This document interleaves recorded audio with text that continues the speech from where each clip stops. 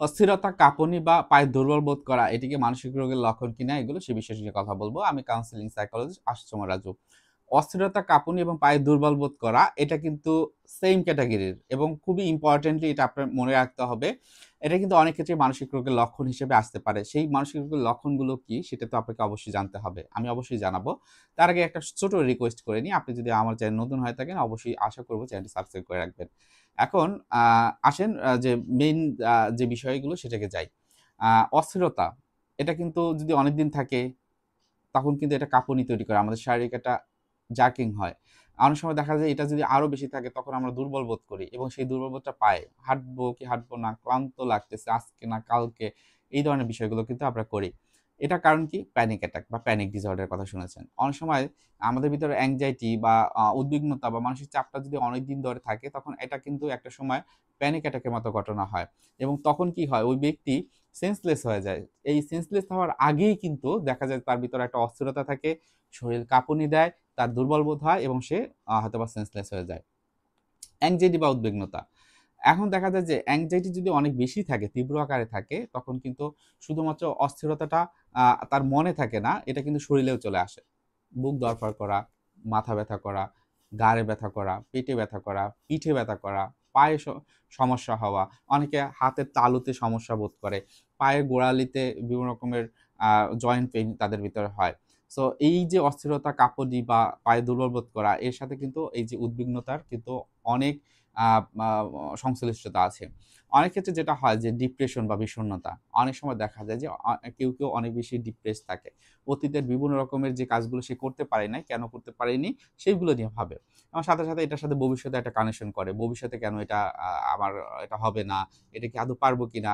এই চিন্তাগুলো যখন তার অতিরিক্ত মাত্রা হয় তখনও কিন্তু তার অস্থির বা শেকিং বা তার বিভিন্ন অঙ্গে কিন্তু এটা চলে আসে।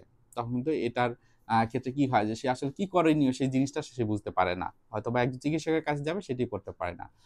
আবার অনেকের ভিতরে স্ট্রেস, মানসিক চাপ। এই মানসিক চাপটা আপনার আমার সবার ভিতরে আছে।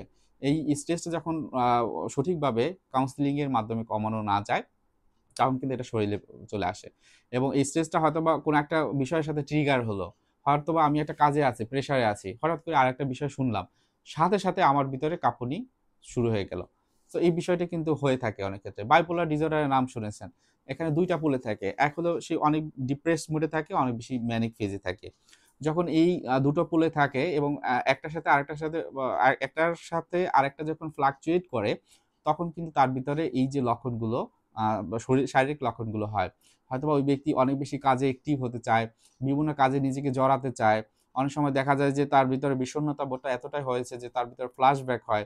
তো এই বিষয়গুলো যখন কাজ করে তখনও কিন্তু তার এই যে আ আ আ শরীরের যে লক্ষণগুলো যেটা আমার বিড়বিড়িতে বলা হয় যে সেটা হয়ে থাকে। খুবই সূক্ষ্মভাবে দেখলে দেখবেন পিটিএসডি আছে। যার ভিতরে এই অস্থিরতা কাজ করে। একটু চিন্তা করবেন অতীতে এমন কিছু ঘটনা যেটা আপনার মানসিক আঘাত তৈরি করেছিল। হয়তোবা আপনি এখন মনে করেন ওটা আমার এখন মনেও নাই। অথবা ওটা এখন আপনার কোনো সমস্যা তৈরি করছে না। কিন্তু আনকনসিয়াসলি বা সাবকনসিয়াসলি ওটাই আপনার মনে আছে। ওটাই আপনাকে খারাপ রাখছে। এবং আপনার রেজিস্ট্যান্স পাওয়ার কোনো একটা বিষয়ে যে ধৈর্য ধরবেন, আ একটা জিনিস আপনার মাথায় আসছে, অন্য হয়তোবা এটা নিয়ে তেমন ভাবছে না। কিন্তু আপনি অনেক বেশি ভাবছেন। তার কারণ কি? আপনার ভিতরে মানসিক আঘাতটা রয়ে গেছে। এবং সেটি যখন আপনারা বের করতে না পেরেছেন, তখনই এই সমস্যাগুলো বেশি হচ্ছে। সুতরাং কোথায় চলে যেতে হবে? ওই পিটিএসডি বা পোস্ট ট্রমেটিক স্ট্রেস ডিসঅর্ডার কোথায় আছে? সেখানে যেতে হবে। আপনার হয়তোবা আপনারা শুনবেন যে হাইপোগ্লাইসেমিয়া যেটাকে বলা হয়, সেক্ষেত্রে শারীরিক অস্থিরতা, কাঁপুনি এটি কিন্তু হয়ে থাকে।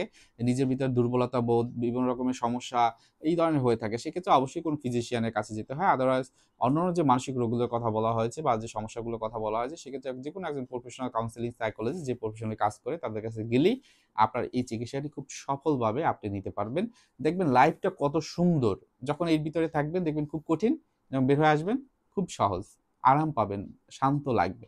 সুতরাং আপনি অবশ্যই সেখানে যাবেন। সো আজকে ভিডিওটি এখানে রাখছি। অবশ্যই আমাদের চ্যানেলটি সাবস্ক্রাইব করে রাখবেন। আরেকবার রিকোয়েস্ট করে শেষ করছি। ধন্যবাদ।